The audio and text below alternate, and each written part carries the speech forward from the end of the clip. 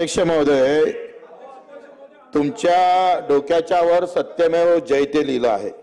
दादाजीनं मंत्री महोदयांना फक्त सत्य सांगावं।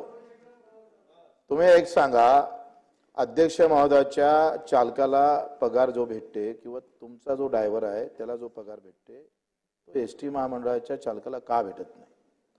तुमचा चालक हा एसीच्या गाडीत फिरतोय, अध्यक्ष महोदय तुमचा पण चालक एसीच्या गाडीत फिरतोय आणि हा भर उन्हात त्या एसटीत बसलं ना तर चौफेर घाम येतं, त्याचे कष्ट अधिक जास्त आहे आणि त्याला पगार कोण कमी आहे? छत्रपती शिवाजी महाराजांना अफजल खान फाडला होता फक्त अन्यायासाठी। तुम्ही अन्याय काय करताय? किमान वेतन कायदा काय म्हणतं का किमान 14,000च्या वरती आपण पगार दिला पाहिजे। शासनात जर कायदा मोडत असेल तर थोबाडीत कोणाच्या मारायचं? काय सत्य आहे काय असत्य आहे सांगा ना तुम्ही। तुम्हाला राग काय येत नाही? चला वाटली पाहिजे ना याची थोडी। काय एका चालकाला तुम्ही 19,000 25 ते 30,000 देता आणि तो सगळ्याची सेवा करतो त्याला फक्त 12,000 देता? नाही वाटत? याचा राग काय येत नाही त्याचं उत्तर द्या तुम्ही आम्हाला। आणि मग हे सत्य असन तर ते सत्य असन तर ते जे असत्य आपण वागतोय ते सत्यात परिवर्तन किती दिवसात करणार ते सांगा।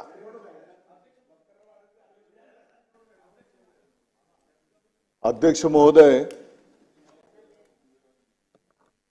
बच्चू कडू साहेबांचा मी आदर व्यक्त करतो। मी पण त्या पद्धतीने उत्तर देऊ शकतो।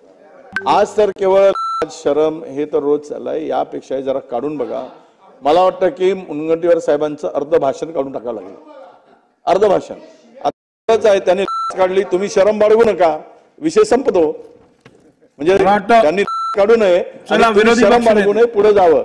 मंत्री महोदय, अध्यक्ष महोदय, पहिली गोष्ट तर आत्ताच्या घडीला चालक आणि वाहक यांना 38,000 रुपये सरासरी पगार मिळतो।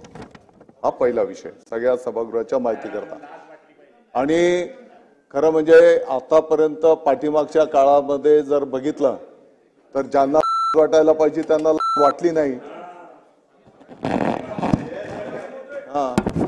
आणि आपण अनपार्लिमेंटरी असेल तर काढून टाका।